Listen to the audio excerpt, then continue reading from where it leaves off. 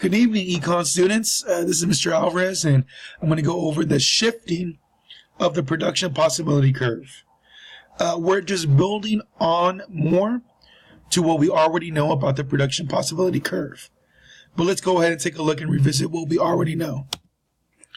So, the production possibility curve literally shows us all the possibilities in production between two products, right? There are four key assumptions we must always keep in mind when looking at this graph. Only two things can be produced, computers or cars. You often hear the term guns and butter. That's a reference to consumer goods, the butter, and capital goods, the guns. We're always using all of our resources, and that's why we have what is called full employment of resources. That's literally the curve or the frontier. We have fixed resources. Our four factors of production are not going to change. They are land, labor, capital, and entrepreneurship. And we have fixed technology, meaning there's no new innovation. We're conducting business as normal with the current technology we have. It's not like we're going to get the Energizer from Star Trek or some space vehicle to transport us faster. Our technology is what it is. But what if there's a change? What if our resources are more plentiful? What if there is a new innovation in technology, like Henry Ford's assembly line, where we can automatically, with a new technique, produce more?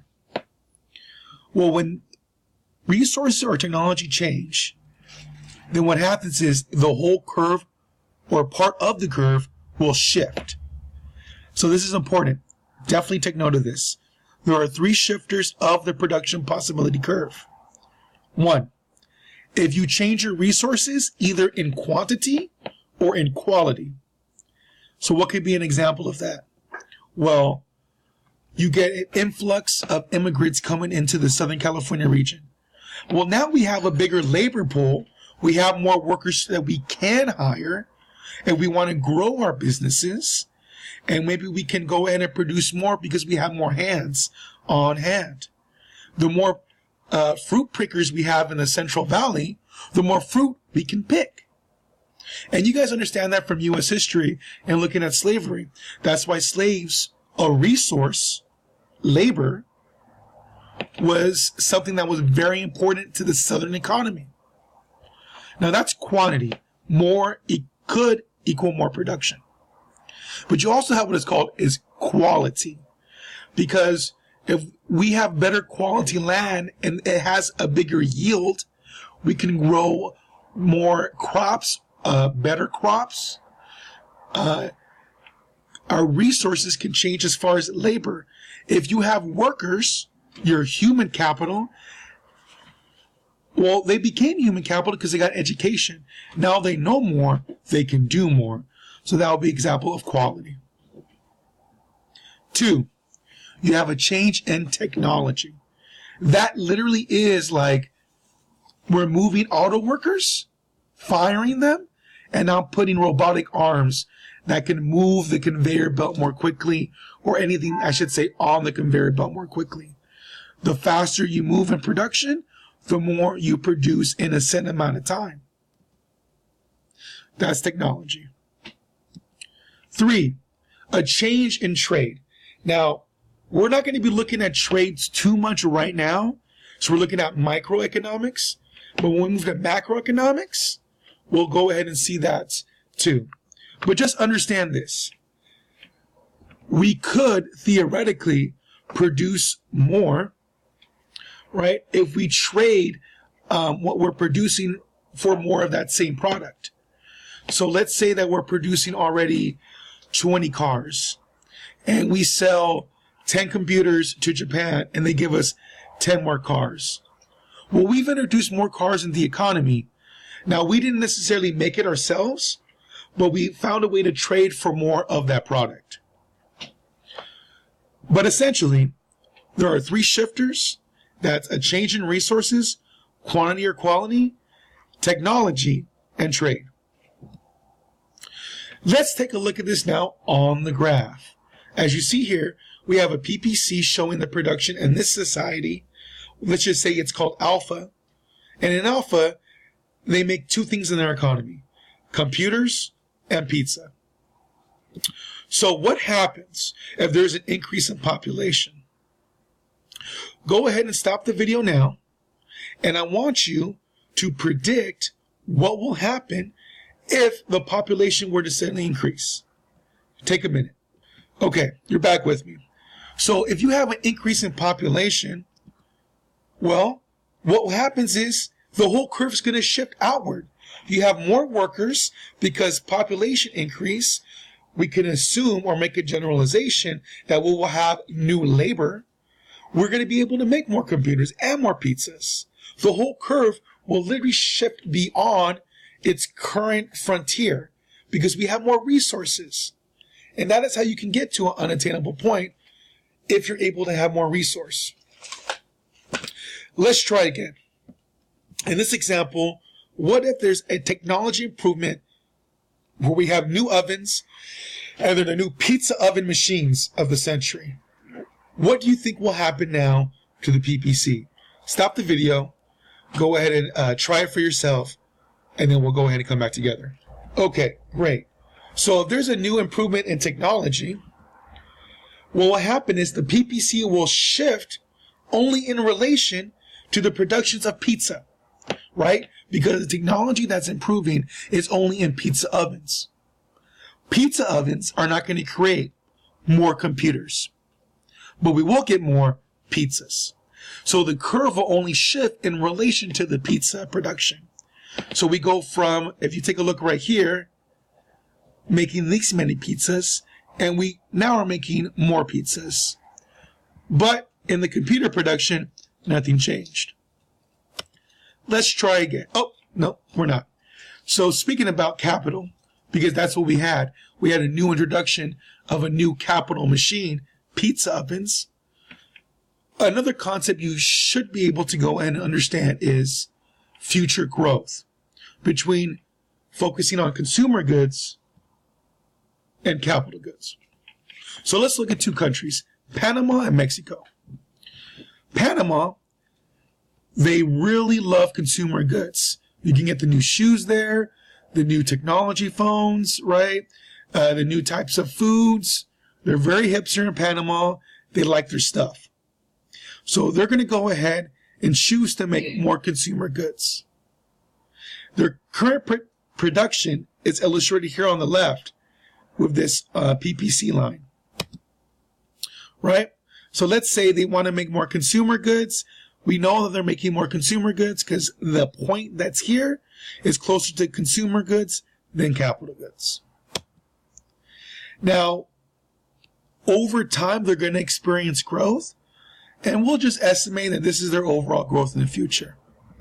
Now, Mexico's a little different, right? They also have the same production possibility as Panama originally, and we see that in blue.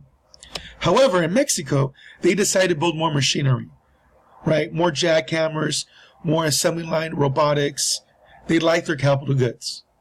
What they're doing is they're making a trade-off.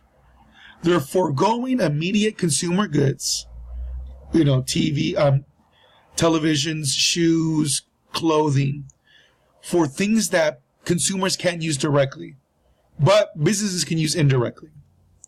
Because of that, they're going to experience more future growth in the long run. Their PPC in the future, or their frontier, is going to expand much more greatly, right? It's going to extend further than Panama. Why? Why is that? Well, if you think about it, capital is a factor of production. And as we know, with the shifters of the PPC, the more resources you have, the more you can produce. So because capital is a resource, the more capital you produce, the more production you can do in the future, because capital, right, the addition of more will shift the curve and you'll get more output in the long run. All right, so here is the scenarios you guys have to do right here. It's 1 through 7. Go ahead and pause the video. Try this on your own and then we'll go ahead and take a look at it right after. Okay, let's go ahead and take a look at this. And a quick note, you see here that in questions 1 through 3, it was concerning two goods, pizzas and computers. However, in 4, 5, 6, and 7, the labeling was consumer goods and capital goods. All right, labels matter, and I'll show you when we get to question 4. So, new computers making new technology, all right? What's going to happen? It's only going to shift the productions of computers because the technology that's new is only in relation to computers. So the curve will shift and we'll produce more, but only more computers. And it looks like this. All right, 2. There is a decrease in the demand for pizzas. Demand means people want something. In this scenario, people no longer want pizza, right? So some of you, in making your production possibility curve and in solving these problems, probably put together the idea that, well, since people don't want pizza, we'll probably make less pizza, right?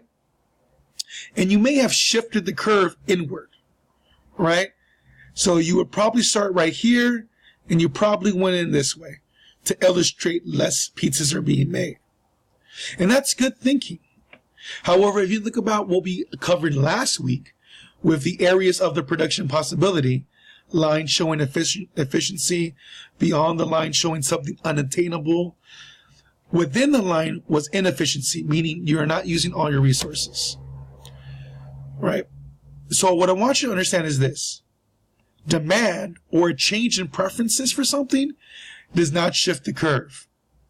It will never shift the curve because it's not a shifter of the PPC. The shifters are a change in technology, a change in resources, right? Or a change in trade. So even though people want less pizza, we're not going to shift the curve. Instead, we're going to move from making more pizzas to less pizzas. And you're going to illustrate that by doing a new point further towards the production of computers. So you still do something on the curve. It just doesn't shift the curve. Question 3. There's mad cow disease and it kills 85% of cows. Cows are a resource, they're land. Does cows help us make computers? Do they help us make pizzas? Well, if you didn't know that milk or dairy is needed for pizza, then maybe you had a hard time with this question. But it will shift the curve inward, but in relation to pizzas only. Less cows means less land for pizzas, but computer production is not going to change. All right, question 4. Now we're going to capital goods, also known as guns, and consumer goods, also known as butter. Right? The scenario is there's a destruction of power plants. We have less plants making stuff, so it's going to decrease the resource and production for both. A whole shift inward. Question 5. I'm going a little faster, guys, here because my time's running out. Right? But the illustrations are pretty much the same. In this scenario, we have faster computer hardware. Well, it's pretty much very broad in the scenario. So we have just faster computers that we're going to ship production for everything. Because we don't know what the consumer or capital good are. They're just labeled very broadly capital and consumer goods. 7. Many workers are unemployed. This one could be tricky. It doesn't say these workers are dead, right? It just means the workers are not working. They're no longer in the labor market. So the curve's not going to shift. But we will have a new point inside the curve showing inefficiency, also known as what? Unemployment. Question 7. There is an increase in education. Well, we know that education leads to more human capital, better quality resource, thus the curve's going to shift outward. All right, that was all for shifting the production possibility curve. Please, if you need more practice, please ask me for more practice questions during office hours. Visit the videos on Google Classroom for review. That's all for today. You have a good one.